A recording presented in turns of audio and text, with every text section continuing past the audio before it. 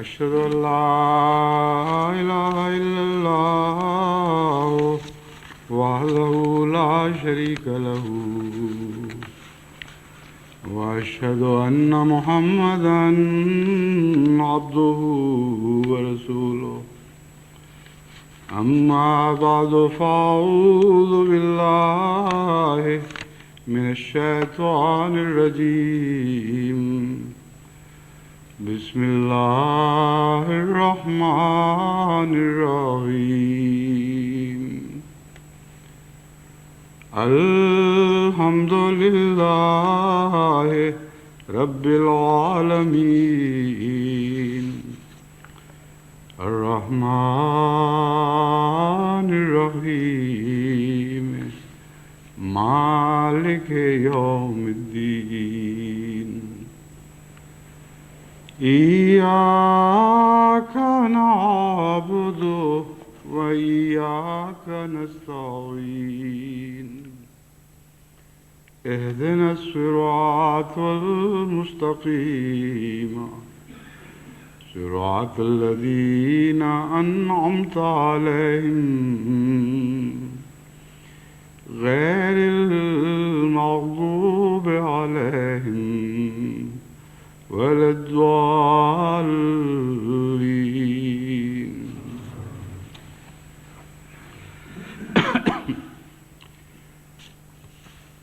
अल्लामा इकबाल ने एक दफ़ा अपनी एक नज़्म में खुदा ताला को मुखातब करते हुए ये अर्ज़ किया कि भी यह हकीकत मुंतज़र नज़र आ लिबास मजाज में कि हज़ारों सजदे तड़प रहे हैं मेरी जबीन नियाज में। یہ وہی لقاء کا مضمون ہے جو پچھلے 2 خطبوں میں بیان کرتا رہا ہوں، لیکن ایک ایسی آنکھ نے لقاء کے مضمون کو دیکھنے کی کوشش کی جو عرفان سے آ رہی تھی۔ چنانچہ اسی مضمون کو حضرت نواب مبارکہ بیگم نے ایک جوابی نظم میں بیان فرمایا۔ علامہ اقبال نے تو یہ کہا تھا کہ کبھی اے حقیقت منتظر نظر آ لباس مجاز میں، کیوں نظر نہیں آتی کہ ہزاروں سجدے تڑپ رہے ہیں، اتنے سجدے میں نے تیرے حضور تیری لقاء کی خاطر کیے کہ گویا وہ سجدے آج بھی میری اس جبین نیاز میں تڑپ رہے ہیں جو میں زمین سے تیرے حضور رگڑتا رہا ہوں۔ حضرت نواب مبارکہ بیگم صاحبہ نے جواباً جو نظم لکھی اس کے چند شعر میں آپ کے سامنے رکھتا ہوں۔ انہوں نے لکھا، مجھے دیکھتا جو نہیں ہے تو یہ تیری نظر کا قصور ہے، مجھے دیکھ طالب منتظر مجھے دیکھ شکل مجاز میں کہ ہزاروں سجدے تڑپ رہے ہیں تیری جبین نیاز میں، مجھے دیکھ رفت کوہ میں، مجھے دیکھ پستی کاہ میں، مجھے دیکھ عجز فقیر میں، مجھے دیکھ شوکت شاہ میں، نہ دکھائی دوں تو یہ فکر کر کہیں فرق ہو نہ نگاہ میں کہ ہزاروں سجدے تڑپ رہے ہیں تیری جبین نیاز میں، مجھے ڈھونڈ دل کی تڑپ میں تو، مجھے دیکھ روئے نگار میں، کبھی بلبلوں کی صدا میں سن، کبھی دیکھ گل کے نکھار میں، میری ایک شان خزاں میں ہے، میری ایک شان بہار میں، مجھے دیکھ طالب منتظر مجھے دیکھ شکل مجاز میں کہ ہزاروں سجدے تڑپ رہے ہیں تیری جبین نیاز میں، میرا نور شکل ہلال میں، میرا حسن بدر کمال میں، کبھی دیکھ طرز جمال میں، کبھی دیکھ شان جلال میں، رگے جاں سے ہوں میں قریب تر، تیرا دل ہے کس کے خیال میں، مجھے دیکھ طالب منتظر مجھے دیکھ شکل مجاز میں کہ ہزاروں سجدے تڑپ رہے ہیں تیری جبین نیاز میں۔ یہ جو نظارہ آپ نے حضرت نواب مبارکہ بیگم صاحبہ کے کلام میں دیکھا ہے، یہ عارفانہ ہونے کے باوجود لقاء کا وہ نظارہ ہے جو ابھی سطح سے تعلق رکھتا ہے، آفاقی نظر ہے، اس میں گہرائی بھی ہے، ہر سطح سے گویا وہ شیشے کی سطح ہے، نظر لوٹ کر واپس آنے کی بجائے خدا کی جانب اٹھتی ہے۔ جیسے بعض دفعہ زاویوں سے شیشے کو دیکھا جائے تو اپنا وجود دکھائی دینے کی بجائے دوسرا مقابل پر اس زاویے پر کھڑا ہوا ایک اور وجود دکھائی دیتا ہے، لیکن ایک اور نظر ہے خدا کو دیکھنے کی جو خدا کی ذات کے اندرونی مشاہدے سے تعلق رکھتی ہے۔ اس میں بھی ایک ظاہری نظر ہے، یعنی ظاہری تو نہیں کہنا چاہیے، وہ عرفان کی نظر ہی ہوا کرتی ہے، لیکن نسبتاً سطح سے تعلق رکھنے والی۔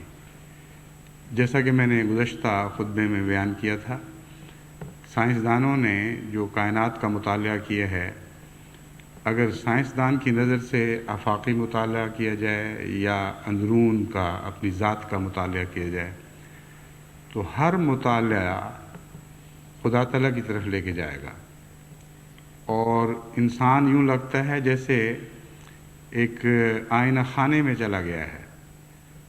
آئینہ خانے میں تو ایسا نظارہ ہوتا ہے کہ جدھر دیکھے انسان ادھر خود ہی دکھائی دیتا ہے اپنے آپ کو، یعنی اپنی صورت ہی دکھائی دیتی ہے، مگر یہ عرفان کا آئینہ خانہ وہ ہے جس میں ہر طرف خدا دکھائی دینے لگتا ہے۔ لیکن یہ بھی نظارہ جیسا کہ میں نے بیان کیا ہے ابھی نسبتاً سطحی ہے۔ قرآن کریم میں اللہ تعالیٰ نے یہ مضمون ہمارے سامنے رکھا، والذین جاہدوا فینا لنہدینہم سبلنا، وہ لوگ جو میری خاطر جہد کرتے ہیں، کوشش کرتے ہیں، جو میری ذات کی تلاش میں رہتے ہیں، لَنَهْدِيَنَّهُمْ سُبُلَنَا، ہم ہیں جو اپنی راہیں ان کو دکھاتے ہیں۔ پس محض جوہد سے جو نظارے دکھائی دیتے ہیں اسے لقاء نہیں کہا جا سکتا۔ لقاء کے لیے اپنے محبوب کا خود جھک کر ہاتھ پکڑنا ضروری ہے، ورنہ دور کے نظارے تو دل کی بعض دفعہ پیاس بجھانے کی بجائے اور بھڑکا جایا کرتے ہیں۔ بس لقاء سے مراد نظارہ نہیں ہے، لقاء سے مراد تعلق ہے، پیار اور وہ محبت کا تعلق جو پہلی لقاء، جو نظارے کی لقاء ہے، اس کے بعد حاصل ہوا کرتا ہے۔ اور اس پہلو سے خدا تعالیٰ کا نظارہ اپنے وجود میں انسان دیکھ بھی سکتا ہے اور نہیں بھی دیکھ سکتا۔ یہ اور طرح کا نظارہ ہے جس کا میں تفصیل سے مختصر کرنے کی کوشش کروں گا، مگر نسبتاً تفصیل سے بیان بھی کروں گا۔ جہاں خدا تعالیٰ نے یہ فرمایا کہ مجھ تک پہنچنے کی بہت سی راہیں ہیں اور پھر میں مدد کرتا ہوں، تو اپنی کوشش سے ان راہوں کے ذریعے مجھ تک نہیں پہنچ سکتے۔ وہاں اپنے ملنے کی ایک راہ بھی بیان فرمائی اور اس کا نام صراط مستقیم رکھا۔ چنانچہ جہاں فرمایا لَنَهْدِيَنَّهُمْ سُبُلَنَا، ہم اپنی راہوں کی طرف ان کو ہدایت دیتے ہیں، وہاں یہ دعا سکھلا دی کہ ربنا اهدنا الصراط المستقیم، کہ اے خدا ہمیں صراط مستقیم کی راہ دکھا۔ صراط مستقیم کے متعلق اللہ تعالیٰ فرماتا ہے ان ربی علی صراط مستقیم، کہ اے نبی خدا اعلان کر دے کہ میرا رب صراط مستقیم پر ہے۔ بس اس مضمون کو سمجھنے کے بعد اہدنا کی دعا کا مفہوم زیادہ وضاحت کے ساتھ سمجھنے کی انسان میں اہلیت پیدا ہو جاتی ہے۔ بہت سے مفسرین نے اس بات پر بحث چھیڑی ہے کہ اہدنا الصراط المستقیم میں جو یہ فرمایا گیا کہ ہمیں صراط مستقیم کی ہدایت دے، جب صراط مستقیم حاصل ہو گئی پھر یہ دعا مانگتے رہنے کا کیا مطلب ہے؟ اور اس کے بہت سے معنی بیان فرمائے گئے ہیں جو درست ہیں اور مختلف زاویوں سے درست ہیں، لیکن حقیقی معنی یہ ہے کہ صراط مستقیم خدا کی ذات کا وجود ہے، اور خدا کی ذات جس راہ پر کھڑی ہے وہ لامتناہی راہ ہے، اور خدا کی ذات میں سفر لامتناہی ہے۔ بس اہدنا الصراط المستقیم کا معنی یہ ہوگا کہ اے خدا جس راہ کے متعلق تو نے فرمایا ہے کہ اے نبی اعلان کر کہ ان ربی علی صراط مستقیم، میرا رب صراط مستقیم پر کھڑا ہے، اس راہ کی ہدایت اس طرح دے کہ ہم ہمیشہ اسی راہ پہ چلتے رہیں اور اسی راہ پر ہمیشہ تیرے وجود کے اندر آگے بڑھتے رہیں اور تیری ذات سے زیادہ متعارف ہوتے چلے جائیں۔ یہ وہ لقاء ہے در حقیقت جو خدا کی مدد سے ملتی ہے اور ملنے کے بعد پھر جاری رہتی ہے، اور یہ مضمون پھر کبھی ختم نہیں ہوتا۔ جیسا کہ میں نے بیان کیا ہے، خدا کی ملنے کی بہت سی راہیں ہیں، لیکن ان راہوں کی تفاصیل بیان کرنے کا یہاں وقت نہیں۔ ان میں سے آج کے مضمون کے لیے میں نے ایک راہ اختیار کی ہے اور وہ عجز کی راہ ہے۔ حضرت اقدس مسیح موعود علیہ السلام نے اس مضمون پر اپنے منظوم کلام میں بھی بہت پیارے رنگ میں روشنی ڈالی ہے، اور اپنے نثر کے کلام میں بھی بہت ہی پیارے رنگ میں روشنی ڈالی ہے۔ فرماتے ہیں بدتر بنو ہر ایک سے اپنے خیال میں، شاید اسی سے دخل ہو دارالوصال میں۔ چھوڑو غرور و کبر کے تقوی اسی میں ہے، ہو جاؤ خاک مردی مولا اسی میں ہے۔ پھر فرماتے ہیں جو خاک میں ملے اسے ملتا ہے آشنا، اے آزمانے والے یہ نسخہ بھی آزما۔ بس سب سے زیادہ قریب راہ اور آسان بھی اور مشکل بھی عجز کی راہ ہے۔ اپنے آپ کو گرا دینا آسان ہے، اس لیے میں نے اسے آسان راہ کہا، لیکن جب تکبر کے ڈنڈے کے سہارے انسان کا پھولا ہوا خیمہ کھڑا ہوا ہو تو جب تک وہ ڈنڈے نہ توڑے جائیں اس خیمے کا گرنا آسان نہیں ہوا کرتا۔ اس لیے ایک پہلو سے یہ راہ آسان ہے اور ایک پہلو سے مشکل ہے، لیکن جہاں تک خدا کی لقاء کا تعلق ہے اس میں قطعاً کوئی شک نہیں کہ عجز کے بغیر خدا تعالیٰ سے کی لقاء ممکن نہیں ہے۔ اور عجز انسان کو مختلف پہلوؤں سے نصیب ہوتا ہے، اور اس مضمون پر بھی آپ اگر غور کریں تو آپ حیران ہوں گے کہ بڑے بڑے عاجز بندے بھی جو حقیقتاً عجز کی کئی منازل طے کر چکے ہوتے ہیں، بہت سے پہلوؤں سے عجز سے عاری ہوا کرتے ہیں۔ اس لیے اس مضمون کو بڑا گہرائی سے سمجھنا چاہیے۔ عجز کیا ہے اور کیسے نصیب ہوتا ہے، اور اس کے برعکس تکبر کیا ہے اور تکبر سے بچنے کے کیا طریق ہیں، ان کو اگر آپ خوب اچھی طرح سمجھ لیں تو آپ کے لیے خدا کے تک پہنچنے کی ایک راہ آسان تر ہو جائے گی۔ اور جیسا کہ میں نے بیان کیا ہے، آسان ہونے کے باوجود پھر بھی جب تک خدا تعالیٰ کی طرف سے اذن نہیں ہوگا اس وقت تک آپ اس راہ میں آگے نہیں بڑھ سکیں گے، اور یہ بھی عجز سے ہی حاصل ہوتا ہے۔ وہ دعا مقبول ہوتی ہے جو عجز کے آخری مقام پر ہو، اور اس دعا کا مقبول ہونا ایک ایسی حقیقت بن جاتا ہے جو سورج سے زیادہ بڑھ کر روشن ہوتی ہے۔ پس سجدے کی دعاؤں کے متعلق جو آپ سنتے ہیں کہ سجدے میں دعائیں جہاں مانگی جائیں تو زیادہ مقبول ہوتی ہیں، اس سے مراد صرف یہ نہیں کہ سجدے کی حالت میں جو جسم کی حالت ہوتی ہے جو دعا مانگی جائے وہ مقبول ہوتی ہے۔ بعض دفعہ کھڑے کھڑے روحیں سجدہ ریز ہو جایا کرتی ہیں، بعض دفعہ کھڑے کھڑے انسانی فکر ایسی عاجزی اختیار کرتا ہے کہ اس کا کچھ بھی باقی نہیں رہتا، وہ خدا کے حضور کلیتاً مٹ جاتا ہے۔ وہ سجدہ ہے جس سجدے کی دعائیں مقبول ہوا کرتی ہیں، کیونکہ وہ سجدہ حقیقی عجز سے تعلق رکھتا ہے۔ انسان میں جو عجز ہے وہ اس کے اندرونی رجحان سے تعلق رکھتا ہے،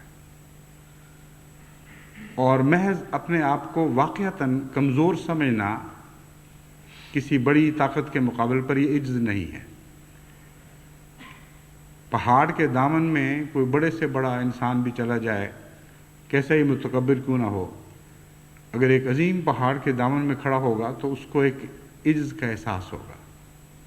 وہ یہ سمجھے گا کہ یہ جو بلندیاں اور یہ حجم اور یہ وزن اور یہ طاقت ایسی غالب ہیں کہ اس کے مقابل پر اس کی کوئی حیثیت نہیں۔ لیکن یہ حقیقی عجز نہیں، کیونکہ ہو سکتا ہے ایک انسان وہاں عجز کا احساس کرتے ہوئے جب پہاڑ کی چوٹی پر چڑھتا ہے، پہاڑ کی چوٹی پر بیٹھ کر وہ سارے عالم کا نظارہ کرتا ہے تو اس کا دل تکبر سے بھر جاتا ہے۔ وہ سمجھتا ہے دیکھو میں کتنا بلند ہوں، ہر دوسری چیز میرے سامنے حقیر اور ادنا اور چھوٹی دکھائی دیتی ہے۔ لیکن ایک اور شخص اس کے دل میں عجز ہے، جس کا رجحان عاجزانہ ہے، وہ پہاڑ کے نیچے بھی عاجز رہے گا اور پہاڑ کے اوپر بھی عاجز رہے گا۔ دنیا کی کوئی کیفیت بھی اس کے عاجزانہ رجحان کو تبدیل نہیں کر سکتی۔ یہ وہ عجز ہے جو عارف باللہ کا عجز ہے، جس کے بعد پھر لقاء نصیب ہوا کرتی ہے۔ انبیاء ہر شان میں عاجز ہوتے ہیں، نبوت سے پہلے کی شان میں بھی عاجز ہوتے ہیں اور نبوت کے بعد کی شان میں بھی عاجز ہوتے ہیں، اور در حقیقت جتنا ان کو بلندی نصیب ہوتی ہے اتنا ان کا عجز بڑھتا ہے. چنانچہ نبوت سے پہلے کے عجز کی کیفیت اور ہوا کرتی ہے اور نبوت کے بعد کے عجز کی کیفیت اور ہوتی ہے، کیونکہ بلندی سے بلندی کا عرفان بڑھتا ہے. ایک شخص جو پہاڑ کے نیچے سے پہاڑ کی چوٹی کو دیکھ رہا ہے، اگر اس کی نظر چوٹی پر جا کر ٹھہر گئی ہے تو اس کا عجز اسی نسبت سے ہوگا جس نسبت سے اس کو پہاڑ زیادہ سربا فلک دکھائی دے رہا ہے، زیادہ بلند دکھائی دے رہا ہے. لیکن ایک شخص جو پہاڑ کی چوٹی پر چڑھتا ہے اور مزید بلندیاں دیکھتا ہے، اس کے دل کی کیفیت بالکل اور ہو جایا کرتی ہے. وہ سمجھتا ہے کہ میں تو اسی کو چوٹی سمجھ رہا تھا، صرف میں ہی بے حقیقت نہیں، یہ پہاڑ بھی بے حقیقت ہے، اس کی بھی کوئی حیثیت نہیں. جو رفتیں مجھے ظاہری آنکھ سے دکھائی دیتی تھیں ان رفتوں کی بھی کوئی حیثیت نہیں. میرے خدا کی کائنات تو بہت وسیع ہے، بلند سے بلند تر، ہر منزل کے بعد ایک اور منزل. یہی مضمون ہے جس کو حضرت اقدس ابراہیم علیہ السلام نے جب بیان فرمایا تو بہت سے مفسرین دھوکہ کھا گئے، یعنی اس کا ذکر قرآن کریم میں پڑھ کر، اور سمجھ نہیں سکے. وہ سمجھے کہ نعوذ باللہ یہ جھوٹ کی ایک قسم ہے، حضرت ابراہیم یا شرک کی ایک قسم ہے. حضرت ابراہیم علیہ السلام نے ستارہ دیکھا اور کہا اچھا دیکھو کیسا روشن ہے، شاید یہی ہمارا خدا ہو. مراد یہ نہیں تھی کہ میرا خدا ہے یا تمہارا خدا ہے، مراد یہ تھی کہ تم لوگ اس طرح مروب ہوتے ہو، تم لوگ جو عرفان سے عاری ہو ہر بلند چمکنے والی چیز کو بڑا سمجھنے لگ جاتے ہو اور اس کے سامنے جھکتے ہو، حالانکہ وہ ذات جو ما ورا ہے ان سے پیچھے ہے. وہ تمام روشنیوں کا منبع ہے، تمام روشنیاں اس سے پھوٹتی ہیں، ہر نور اس سے نکلتا ہے. تو نظر کو کہیں ٹھہرا دینا جو ہے یہ ایک قسم کا غلط عجز پیدا کرتا ہے جو شرک کی طرف لے جاتا ہے. بس اس مضمون کو بہت غور سے سمجھنا ضروری ہے. دنیا میں انسان جب بڑے بڑے بادشاہوں کو، جابر حاکموں کو دیکھتا ہے ان کے سامنے بھی تو ایک عجز محسوس کرتا ہے، لیکن اگر اسے حقیقی عاجزی نصیب نہیں یا عجز کا عرفان حاصل نہیں تو اس کی نظر وہیں جھک جاتی ہے اور عجز سے بجائے اس کے کہ توحید پیدا ہو، شرک پیدا ہو جاتا ہے. بس حضرت ابراہیم علیہ السلام نے اپنے خداداد عرفان سے اس بات کو اس رنگ میں تمثیلاً بیان فرمایا کہ دیکھو اوہو یہ تو ستارہ ڈوب گیا، یہ تو میرا خدا نہیں ہو سکتا. ہاں چاند نکلا ہے، دیکھو کیسا روشن، کیسا خوبصورت، زیادہ پرنور اور زیادہ وجیح اور دل کو لبھانے والا. لیکن کچھ عرصے کے بعد وہ چاند بھی ڈوب جاتا ہے تو آپ کہتے ہیں اوہو ہماری نظر تو یہیں ٹھہری ہوئی لگ رہی تھی، یوں لگتا تھا کہ یہی آخری منزل ہے. لیکن اس کے بعد بھی ایک منزل ہے، چونکہ دیکھو سورج نکلایا اور کتنا عظیم الشان سورج ہے، کس طرح اس نے کل عالم کو روشنی سے بھر دیا ہے، شاید یہی ہمارا خدا ہو.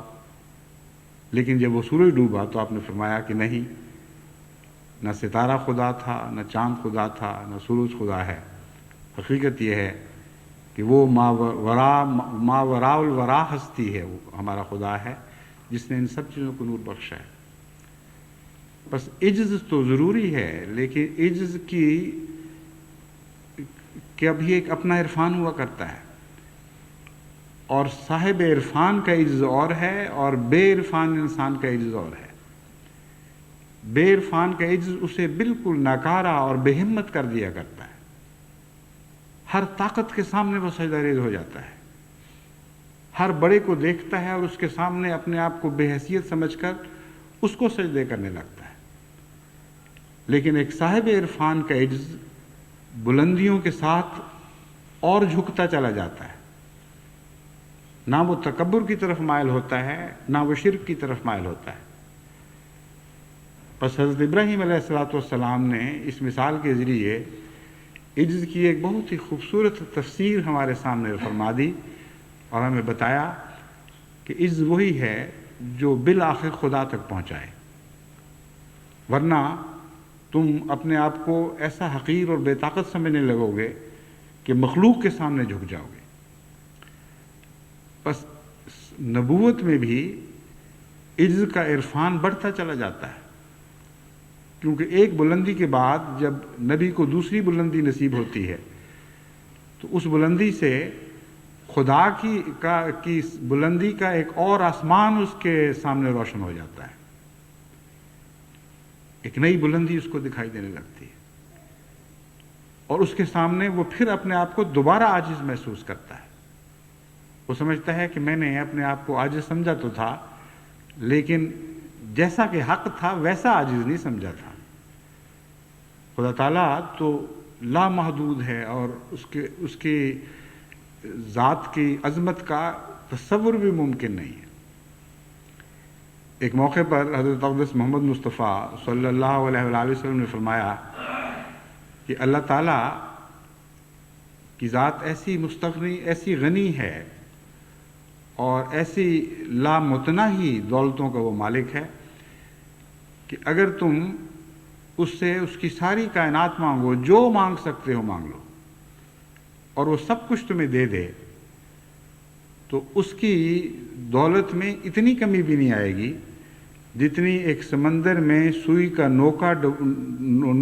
نوکا ڈبو اور اس کے ساتھ تھوڑا سا پانی لگا رہ جائے۔ جب اس کو باہر نکالو، اس پانی سے جو سوئی کے ناکے کے ساتھ نوک کے ساتھ لگا رہ جاتا ہے اور وہاں قطرہ نہیں ٹھہر سکتا۔ مثال بہت خوبصورت دی ہے۔ انگلی ڈبو یا اور کوئی چیز ڈبو، اس کے ساتھ زیادہ پانی لگتا ہے، لیکن جو باریک نوک ہو اس کے ساتھ پانی کا قطرہ نہیں رہ سکتا، اس لیے بہت ہی معمولی پانی ہوگا۔ فرمایا اس میں بھی جو کمی آتی ہے، اس سے جو کمی آتی ہے خدا تعالیٰ کے کائنات میں اتنی بھی کمی بھی نہیں آتی اگر وہ تمہیں سب کچھ بھی دے دے۔ وہ لامتناہی ہے۔ یہ بات صاحب عرفان کے بغیر کسی کو نصیب نہیں ہو سکتی، اور جس کو یہ عرفان ہو اس کو اپنی دولت پہ گھمنڈ کیسے ہو سکتا ہے؟ ایک ملک کا بادشاہ بھی ہو جائے تو وہ ایک زمین کے ایک ملک کا بادشاہ ہے، اور اس کے باوجود اس کا اقتدار کامل نہیں ہے۔ اس کو تو اپنے نفس، اپنے وجود پر بھی اقتدار حاصل نہیں۔ جب بیمار پڑتا ہے تو کس طرح بے حیثیت اور بے حقیقت ہو کے رہ جاتا ہے۔ اس کو اپنے جذبات پر بھی کامل اختیار نہیں ہوتا، نہ اپنے غصے پر، نہ اپنی خوشی پہ، نہ اپنی نیند پر، نہ اپنے جاگنے پر۔ بس وہ ایک بڑے ملک کا بادشاہ بن کر کیسے متکبر ہو سکتا ہے اگر اس کی نظر خدا کی لامتناہی ملکیت پر ہو؟ بس عرفان الہی عجز کی راہ سے جو نصیب ہوتا ہے ویسا اور کوئی عرفان نہیں ہے، اور اس کے نتیجے میں پھر خدا کی ذات دن بدن زیادہ ظاہر ہونے لگتی ہے۔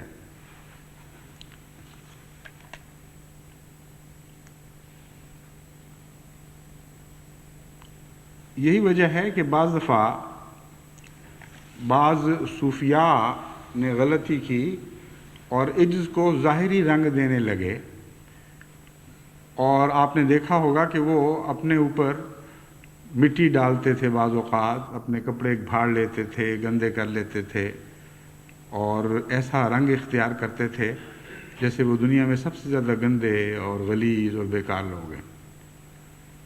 یہ ایک اظہار تھا کہ ہم کچھ بھی نہیں، لیکن امر واقعہ یہ ہے کہ اللہ تعالیٰ تو جمال کو پسند کرتا ہے۔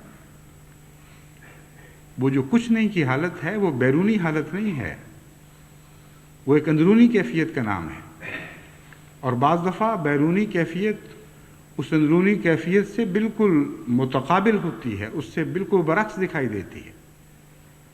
چنانچہ حضرت عبد القادر جیلانی کے متعلق آتا ہے کہ وہ بڑے خوش پوش تھے، بہت ہی خوبصورت اور نہایت قیمتی لباس پہنا کرتے تھے۔ تو کسی نے ان سے پوچھا کہ یہ کیا بات ہے، آپ تو بڑے بزرگ اور خدا کے خاص پیارے بندے ہیں۔ انہوں نے کہا میں نہیں پہنتا جب تک مجھے خدا نہ کہے۔ ان کے دل کی پسند تھی جو خدا کی خاطر چھوڑ دینے پر تیار بیٹھے تھے، لیکن اللہ نے اس پر نظر فرمائی اور کہا نہیں پہنو۔ تو بعض دفعہ خدا اپنے بندے کی دل کی پسند پوری کرنے کے سامان خود فرماتا ہے، اور اس کا عجز ان کپڑوں میں چھپ جاتا ہے. پس عجز کا ظاہری حالت سے تعلق نہیں ہے. بعض دفعہ عجز پھوٹ کر ظاہری حالت پر اثر انداز ہوتا ضرور ہے، لیکن اس کو پہچاننے کے لیے بھی عرفان کی آنکھ چاہیے. جو اندر کا عجز ہے وہ ہے، ورنہ تو آپ کو بے شمار سادھو ایسے دکھائی دیں گے جو جسموں پر راکھ ملتے ہیں. کئی دفعہ لوگ حیرت میں مبتلا ہوتے ہیں کہ راکھ کا کیا قصہ ہے، یہ راکھ کیوں مل رہے ہیں. معلوم ہوتا ہے کسی زمانے میں کسی صاحب عرفان نے ان کو یہ بتایا ہوگا کہ مٹی میں مل جانے سے، راکھ ہو جانے سے خدا ملتا ہے. جنہوں نے مٹی کا محاورہ سنا انہوں نے مٹی ملنی شروع کر دی.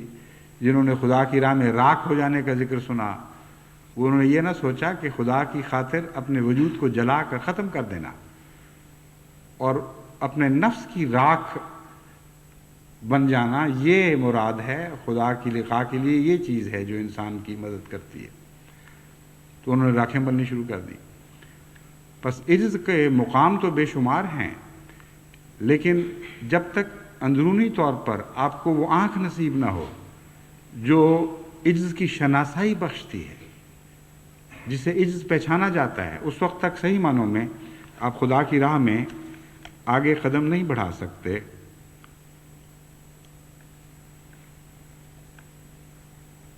ایک اور پہلو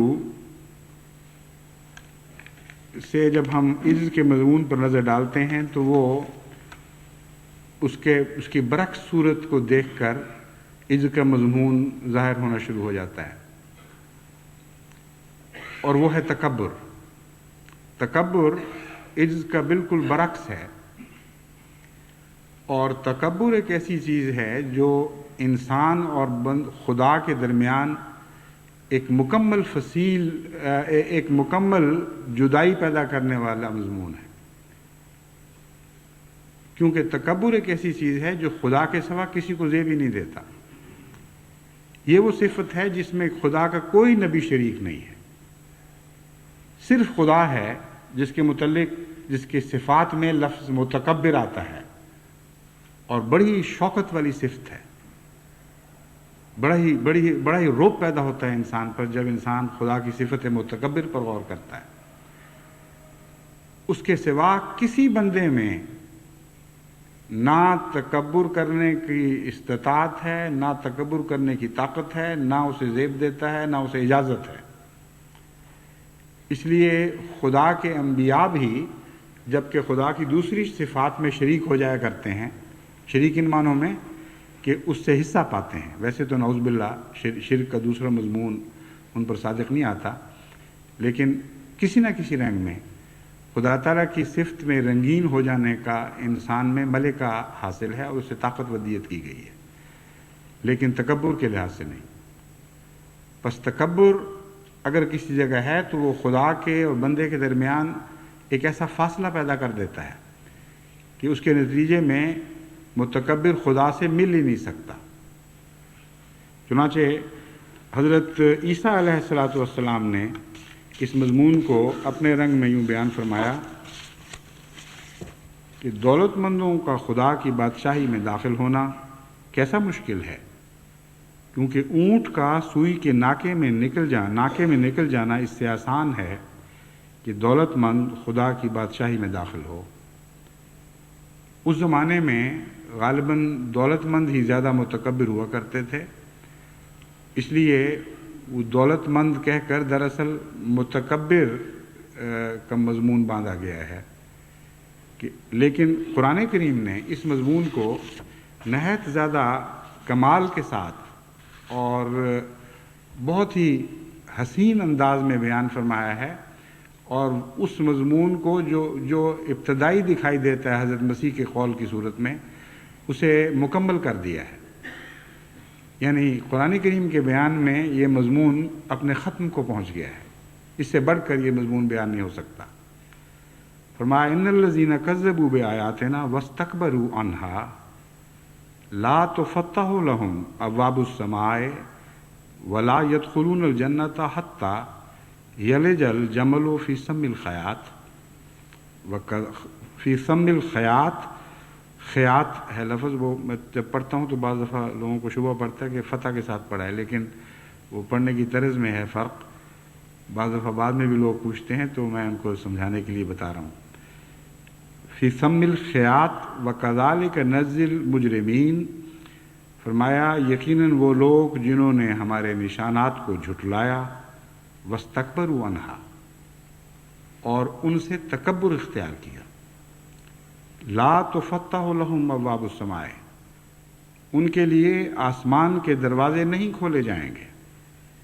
ولا يدخلون الجنت، اور وہ جنت میں داخل نہیں ہوں گے.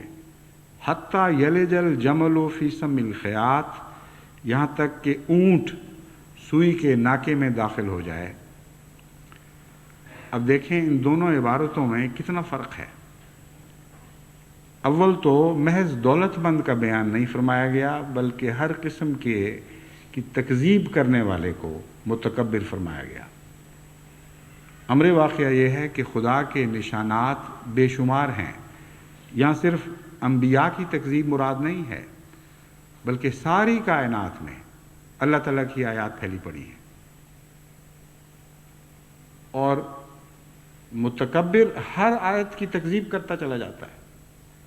وہ دیکھتا ہے، استفادہ کرتا ہے، خدا کی آیات میں ڈوبا ہوا ہے دن رات، ان آیات کے سہارے زندہ ہے، ہر سانس ان آیات کا محتاج ہے، زندگی کا ہر لمحہ ان آیات کے سہارے چل رہا ہے.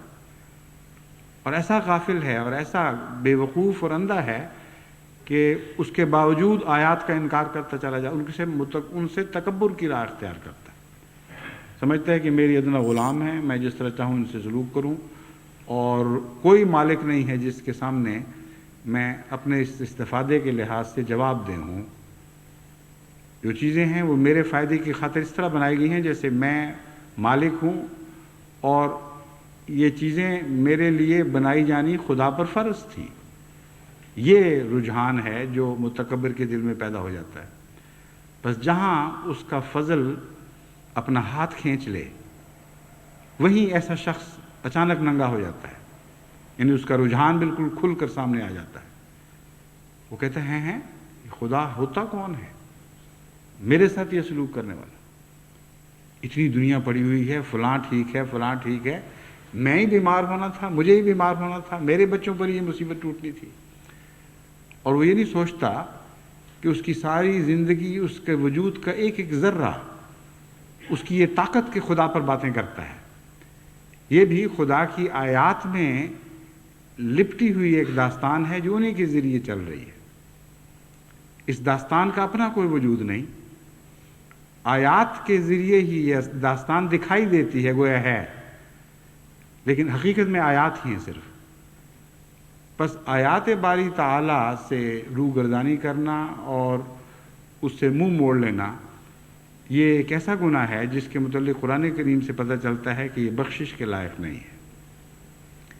اور یہی حقیقت میں تکبر کو پیدا کرنے والا گناہ ہے، جس سے پھر تکبر پیدا ہوتا ہے اور بالآخر انسان بخشش سے محروم رہ جاتا ہے. قرآن کریم نے ایسے لوگوں کا حال بیان فرمایا کہ جب ہم ان پہ نعمتیں کرتے ہیں تو وہ کہتے ہیں اکرمن، کہ دیکھو میرے رب نے میری عزت افزائی کی ہے. اور جب ہم ان سے نعمتیں شبد کہ اکرمن، کہ میرے رب نے دیکھو میری عزت کی ہے. اور جب ہم نعمتیں چھینتے ہیں تو کہتے ہیں اہانن، خدا نے میری توہین کر دی ہے. یعنی خدا کون ہوتا تھا مجھے ذلت دینے والا اور رسوا کرنے والا؟ اس نے یہ نعمتیں مجھ سے واپس لے کر یا مجھ پر ان کی راہیں بند کر کے میری توہین کی ہے. بس وہ لوگ جو کائنات کو غفلت کی نظر سے دیکھتے ہیں اور اپنے وجود کو بھی غفلت کی نظر سے دیکھتے ہیں، ان کو یہ آیات دکھائی نہیں دیتی اور ان کے اندر پھر تکبر پیدا ہونا شروع ہو جاتا ہے. فرمایا واستکبروا، بس آغاز شروع کیا آیات سے غفلت کرنے کے ذکر سے. اس کے نتیجے میں جو بیماری تباً پیدا ہوتی ہے، پھر اس مضمون کو بیان فرمایا واستکبروا عنہا. پھر فرمایا لا تفتح لہم ابواب السماء، یہ نہیں کہا کہ جنت میں داخل نہیں ہوں گے، فرمایا ان پہ رفتوں کا کوئی دروازہ بھی کھولا نہیں جائے گا. کتنا عظیم الشان اور کتنا کامل مضمون ہے. یعنی وہ لوگ جو خدا کے سامنے بڑے بنتے ہیں اور اونچے ہوتے ہیں، ان پر رفتوں کا کوئی دروازہ نہیں کھولا جائے گا. وہی ہیں جو سب سے زیادہ ذلیل اور سب سے زیادہ گرے ہوئے لوگ ہیں. چنانچہ حضرت صلی اللہ علیہ وآلہ وسلم نے قرآن کے اس مضمون کے مطابق اس کا برعکس نقشہ یوں کھینچا کہ خدا کے وہ بندے جو تواضع کرتے ہیں ان کے متعلق اللہ تعالیٰ کی خبر یہ ہے، رفعناہم الی السماء السابع، جو اس کے الفاظ حدیث کے عربی میں تو مجھے یاد نہیں اس وقت، یعنی یاد تھے لیکن اس ذہن سے اس وقت گزر گئے ہیں، کہ وہ بندے خدا کے جو خدا کے حضور تواضع کرتے ہیں، اللہ تعالیٰ انہیں 7ویں آسمان پر اٹھا کے لے جاتا ہے. الی السماء السابع، اور زنجیر سے لپیٹ کر گویا کہ ان کو آسمان کی بلندی پر نہیں بلکہ 7ویں آسمان کی بلندی تک پہنچایا جاتا ہے. بس قرآن کریم نے فرمایا وَاسْتَكْبَرُوا عَنْهَا لَا تُفَتَّحُ لَهُمْ أَبْوَابُ السَّمَاءِ، جو تکبر کرتا ہے اس پر رفتوں کے دروازے نہیں کھولے جاتے. اور حضرت صلی اللہ اذا تواضع العبد، یہ الفاظ ہیں، اذا تواضع العبد رفعہ اللہ الی السماء السابع، کہ جب بھی کوئی بندہ خدا کا تواضع کرتا ہے، یعنی جھکتا ہے، گرتا ہے، اس کے حضور عاجزی اختیار کرتا ہے، رفعہ اللہ الی السماء السابع، اس کو خدا 7ویں آسمان کی بلندی تک اٹھا لے جاتا ہے. تو ہر بلندی کے لیے ایک عجز کا مقام ہے. اس بات کو آپ یاد رکھیں اچھی طرح. یعنی یہاں بلندیوں سے مراد یہ ظاہری بلندیاں نہیں ہیں. ہر انسان کے لیے کچھ اس کی خلقت میں بلندی پانے کی استطاعت موجود ہے، اور ہر انسان کا آسمان الگ الگ آسمان ہے. تبھی خدا تعالیٰ نے مختلف نبیوں کو معراج کی رات حضرت صلی اللہ علیہ وآلہ وسلم کو مختلف آسمانوں پر دکھایا ہے. ان سے خدا نے کوئی ناانصافی نہیں فرمائی.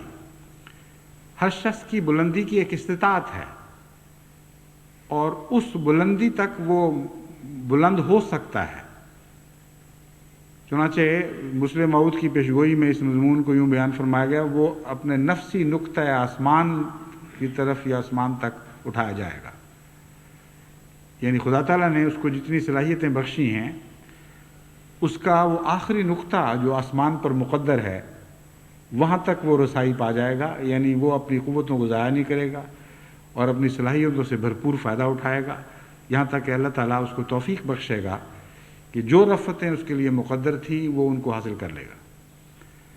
بس اس آیت نے ہمیں سمجھایا کہ عجز کے ذریعے بلندیاں حاصل ہوتی ہیں، اور یہاں رفت سے مراد صفات باری تعالیٰ ہیں، کیونکہ حقیقت میں ظاہری آسمان کی طرف اٹھایا جانا کوئی حقیقت نہیں رکھتا. یہاں ہرگز ظاہری آسمان مراد نہیں. نہ کبھی آج تک ہم نے دیکھا ہے کہ زنجیروں سے باندھ کر خدا نے کسی سجدہ کرنے والے کو سجدے کی حالت سے اٹھا کر کسی اوپر جو نظر آنے والے جو میں پہنچا دیا ہو.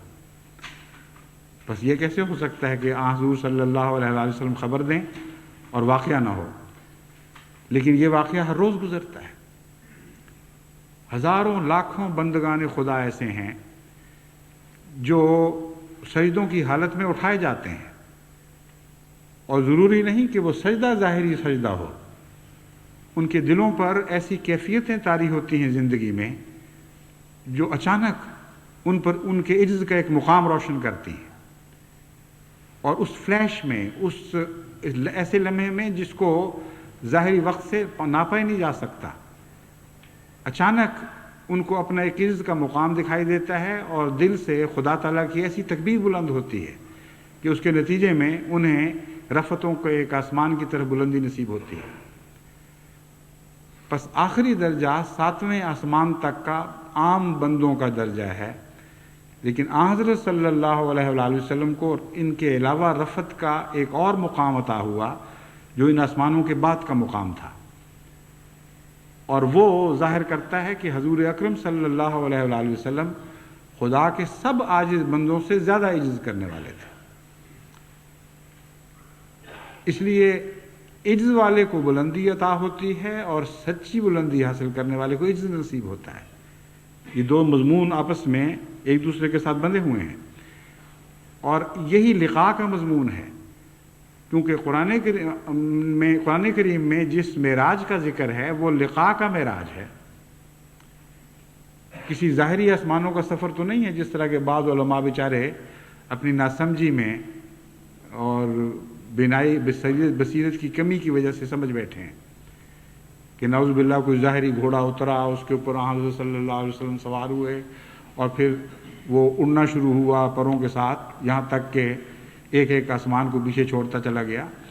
یہ بچگانہ تصور ہے. اصل میں حضرت صلی اللہ علیہ وآلہ وسلم نے یہ پیغام دیا، خدا نے یہ پیغام دیا تھا کہ تو عجز کے ایک ایسے مقام تک پہنچ گیا ہے جس میں بنی نوع انسان میں کوئی تیرا شریک نہیں رہا. ان معنوں میں خدا کی توحید کا ایک پرتو حضرت صلی اللہ علیہ وآلہ وسلم پر پڑا جو کسی اور انسان پر، کسی نبی پر نہیں پڑا، کہ ایک رنگ میں آپ بھی واحد ہو گئے اور یکتا ہو گئے. کبھی کوئی انسان خدا کے حضور ایسا عاجز نہیں ہوا تھا جیسے حضرت صلی اللہ علیہ وآلہ وسلم خدا کے حضور تواضع اختیار فرما گئے، اور اس کے نتیجے میں تمام مخلوق تو اپنی بلندیوں کے باوجود 7ویں آسمان سے اوپر نہیں جا سکی، لیکن حضرت صلی اللہ علیہ وآلہ وسلم کا مقام اس سے بھی بلند تر ہوا، اور اس کا تعلق عجز سے ہے. کیونکہ حضور نے خود فرما دیا ہے کہ رفتیں یعنی آسمان کی طرح بلندیاں کیسے نصیب ہوا کرتی ہیں. پھر فرمایا اسی آیت میں لا يدخلون الجنۃ حتی یلج الجمل فی سم الخیاط. یہ نہیں کہا کہ اونٹ کا ناکے میں داخل ہونا اس سے زیادہ آسان ہے کہ دولت مند جنت میں داخل ہو. یہ مضمون جو ہے یہ ایک قسم کا محال مضمون ہے، ناممکن دکھانے والا مضمون ہے. مگر قرآن کریم نے جو بیان فرمایا ہے اس میں بندے کے لیے مایوسی کی دیوار کھڑی نہیں کی. یہاں یہ فرمایا ہے یہاں تک کہ اونٹ داخل ہو جائے، یہ مضمون فرمایا ہے. اور تکبر کا اونٹ کم بھی ہو سکتا ہے، اس کا جسم چھوٹا بھی ہو سکتا ہے، اس کی کجیاں دور بھی ہو سکتی ہیں. اونٹ کی مثال بڑی خوبصورت مثال ہے. حضرت مسیح کو بھی یہ مثال دی گئی اور حضرت صلی اللہ علیہ وآلہ وسلم کو بھی یہی مثال سکھائی گئی، لیکن طرز میں کتنا فرق ہے. حضرت مسیح نے فرمایا کہ یہ زیادہ ناممکن ہے کہ دولت مند خدا کی راہ میں داخل ہو جائے، خدا کی جنت میں داخل ہو، بنسبت اس کے کہ اونٹ داخل ہو جائے وہ سوئی کے ناکے میں یا اس میں سے گزر جائے. قرآن کریم فرماتا ہے نہیں، جب تک اونٹ اس قابل نہیں ہو جاتا کہ سوئی کے ناکے سے نہ گزر جائے اس وقت تک جنت کا راستہ بند ہے. اور اونٹ کی مثال اس لیے دی گئی ہے ہاتھی کی بجائے، ہاتھی ورنہ زیادہ بڑا جانور ہے، قرآن کریم میں ہاتھی کا ذکر بھی موجود ہے، کہ اونٹ میں ایک ٹیڑھا پن بھی ہے. اس لیے تکبر میں جو کجی پائی جاتی ہے اس کی مثال اونٹ سے بہتر نہیں دی جا سکتی تھی. صرف بڑا ہی نہیں ہوتا بلکہ اس کے اندر ایک ٹیڑھا پن بھی پایا جاتا ہے. بس قرآن کریم سے پتہ چلتا ہے کہ جب تک کوئی انسان اپنے آپ کو بڑا سمجھ رہا ہے اور ٹیڑھا بھی ہے ساتھ، اور یہ دونوں چیزیں اکٹھی چلتی ہیں تکبر میں، اس وقت تک اس کے لیے کوئی نجات نہیں ہے. لیکن یہ فرمایا کہ یہ ممکن ہے کہ تمہارے تکبر دور ہو جائیں، یہ ممکن ہے کہ تمہارے کجیاں جو ہیں درست ہو جائیں اور تم سیدھے ہو جاؤ. اس لیے مایوسی کا پیغام نہیں ہے بلکہ امید کا پیغام ہے. مشکل کام ہے، تمہیں بہت محنت کرنی پڑے گی. انکا قادح الی ربک، بہت مشقت کی راہ اختیار کرنی پڑے گی، لیکن اگر کرو گے تو فملاقی ہے. اے انسان تجھے یہ پیغام ہے کہ تو ضرور خدا کو پالے گا. جنت تجھ پر حرام نہیں ہوئی ہے، مگر جنت کی راہ بتائی جا رہی ہے کہ وہ کیسی مشکل راہ ہے۔ اپنے نفس کے تکبر کو توڑو، اس کی کجیوں کو درست کرو، پھر تم ضرور اس راہ پر چل پڑو گے جو حضرت محمد مصطفیٰ صلی اللہ علیہ وآلہ وسلم کی راہ ہے، اور پھر تمہیں حقیقی بلندی نصیب ہوگی۔ قرآن کریم میں آسمان کے مضمون کے ساتھ ایک اونٹ کا مضمون بھی باندھا گیا ہے۔ چنانچہ جو دوسری رکعت میں ہم سورت تلاوت کرتے ہیں اس میں یہ مضمون اکٹھا آیا ہے۔ اس کے متعلق ایک دفعہ میں نے خطبے میں کچھ روشنی ڈالی تھی، لیکن قرآن کریم کی آیات تو لامتناہی ہیں۔ یہ جو اب میں مضمون بیان کر رہا ہوں اس کا بھی اس کے ساتھ ایک تعلق ہے۔ آسمان کی بلندی اونٹوں کو حاصل نہیں ہوا کرتی، تمہیں غور کرنا چاہیے۔ آسمان کی بلندی خدا کے عاجز بندوں کو حاصل ہوا کرتی ہے۔ بس رفتیں حاصل کرنی ہے تو اونٹوں پہ بیٹھ کر رفتیں نہیں ملیں گی تمہیں۔ تم یہ نہ سمجھنا کہ دنیا کے سواریوں کے مالک ہو جاؤ، بلند سواریوں پر دوڑنے لگو تو تم بہت ہی عظیم الشان وجود بن جاؤ گے، بلکہ حقیقی رفتیں عجز سے حاصل ہوتی ہیں۔ اونٹ کے متعلق دوسری جگہ جو فرما دیا کہ وہ داخل ہی نہیں ہو سکتا، تو اونٹ پہ بیٹھا ہوا کہاں سے داخل ہو جائے گا؟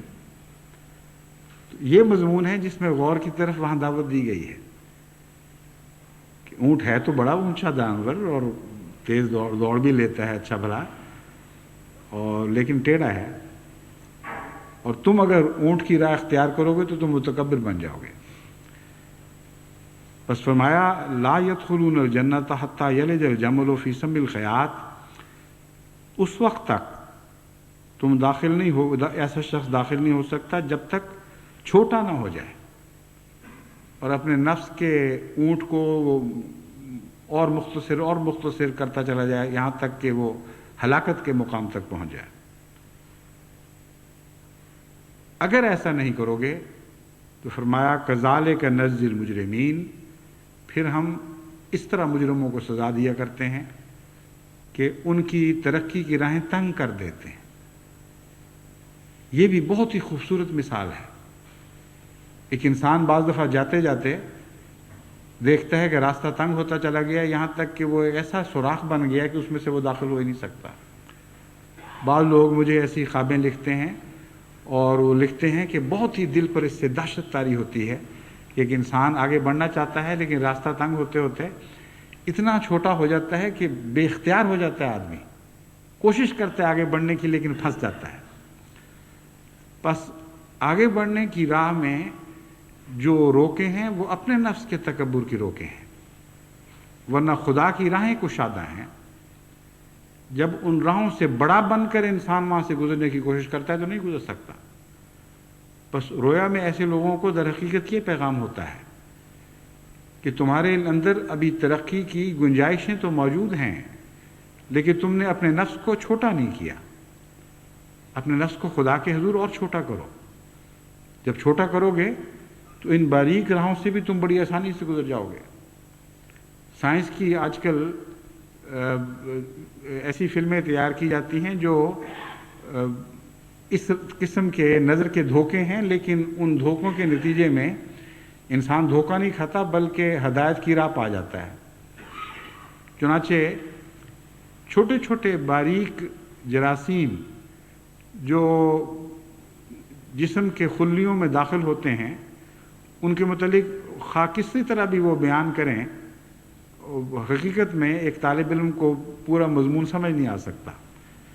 تو سائنس کے ذریعے انہوں نے ایسے نظر کے دھوکے بنا لیے ہیں کہ ایک آدمی جو سمجھا رہا ہے کہ اندر کیا ہے وہ اتنا چھوٹا دکھائی دیتا ہے کہ اس کے مقابل پر خلیہ لگتا ہے ایک بہت بڑا ہال ہے، اور پھر وہ خلیے میں اترتا ہے ان باریک نالیوں کے ذریعے جو بڑی مشکل سے دکھائی دیتی ہیں، اور وہ چھوٹا سا آدمی اس میں جا کر پھر وہ پھر رہا ہے چاروں طرف، وہ اندر چیزیں دیکھ رہا ہے، وہ بچوں کو دکھا رہا ہے کہ دیکھو میں اس فلاں جگہ پہنچ گیا ہوں، یہاں نیوکلیس کی یہ شکل ہے، یہ خلیے کے پردے اور نیوکلیس کے درمیان کا پانی ہے، یہاں اس قسم کی پیگمنٹس ہیں، یہ وہ ہے۔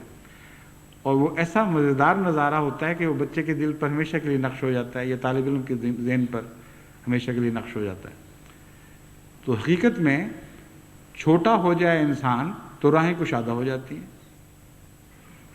اور خدا کی راہ میں چھوٹا ہونا ضروری ہے، کیونکہ خدا کی راہ پہ آپ نے چلنا ہے اور وہاں بڑے بن کر نہیں چلا جا سکتا۔ اور اس پہلو سے بہت سے اور ایسے زاویے ہیں جن کو آپ کے سامنے رکھنا ضروری ہے۔ تکبر کے متعلق حضرت مسیح موعود علیہ الصلوۃ والسلام نے بہت ہی پیاری نصیحتیں فرمائی ہیں، وہ بھی آپ کے سامنے رکھنی ضروری ہیں، لیکن چونکہ اب وقت ہو گیا ہے، 1 گھنٹے کے قریب وقت ہو گیا ہے، اس لیے باقی باتیں انشاءاللہ آئندہ جمعہ میں بیان کروں گا۔ یہ وہ جمعہ ہے جس کا خطبہ اس وقت فرینکفرٹ اور میونخ میں بھی سنا جا رہا ہے۔ اب خدا تعالیٰ نے دیکھیں نئے ایسے آلات مہیا فرما دیے ہیں، نئے سائنس کے انکشافات ایسے ہو چکے ہیں جن کے نتیجے میں انسانی آواز کی پہنچ کہاں سے کہاں پہنچ گئی ہے۔ بس وہ بھی ہمارے شریک ہیں، اور اللہ تعالیٰ ان منتظمین کو جزا دے جن کی کوششوں کے ذریعے یہ آواز براہ راست دوسرے ملکوں کے لوگ سن سکتے ہیں، اور ان لوگوں کو بھی ہدایت دے جن کی کاوش فکر کے نتیجے میں ایسی چیزیں ایجاد ہوئیں۔ احسان مند ہونے کا ایک یہ بھی طریق ہے۔ بس رمضان مبارک میں جب آپ دعائیں کریں تو اپنے ہر محسن کے لیے دعا کیا کریں۔ مجھے ایک بچی کی بات بہت ہی پیاری لگتی ہے، وہ چودھری شاہ نواز صاحب مرحوم کی نواسی ہے۔ وہ چھوٹی سی تھی تو اسے ماں باپ نے سمجھایا کہ بیٹا دعائیں کرو، رمضان ہے یا ویسے کسی موقع پر کہا ہوگا، بہت دعائیں کیا کرو۔ تو ایک دن اس سے پوچھا کہ تم نے کیا کیا دعائیں کی، بتاؤ تو صحیح۔ اس نے کہا میں نے جو دعائیں کی امی کے لیے، نانی کے لیے، نانا کے لیے، ابا کے لیے، فلاں کے لیے، فلاں کے لیے، اس کے علاوہ میں نے اس کے لیے بھی دعا کی جس نے آئس کریم ایجاد کی تھی۔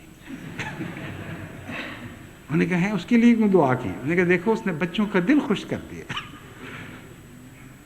اب یہ بات تو بچگانہ ہے لیکن عارفانہ بھی ہے۔ ہم لوگ جب بندوں کا احسان نہیں دیکھ سکتے تو خدا کا احسان بھی نہیں دیکھ سکتے۔ اس بات کو حضرت صلی اللہ علیہ وآلہ وسلم نے بیان فرمایا، من لم یشکر الناس لم یشکر اللہ۔ بس خدا کے عرفان کی باتیں تو ہم کر رہے ہیں، اگر بندے کا عرفان نہ ہوا تو خدا کا بھی نہیں ہوگا۔ تو ہر محسن کے احسان پر نظر رکھتے ہوئے اس کے لیے دل میں جذبہ تشکر رکھیں، اور اگر براہ راست کچھ نہیں کر سکتے تو دعا کیا کریں۔ اپنی دعاؤں کے ذریعے آپ احسان کا بدلہ اس رنگ میں اتار سکتے ہیں کہ ظاہری طور پر جو بدلے اتارے جاتے ہیں اس سے بہت بڑھ کر ایسے شخص کو جزا پہنچ جاتی ہے۔ اور اس طرح ہر راہ میں آپ کو، بندوں کی راہ میں بھی اور دوسری راہوں میں بھی، آفاقی طور پر بھی اور اندرونی طور پر بھی، ہر مطالعے میں خدا دکھائی دینے لگے گا۔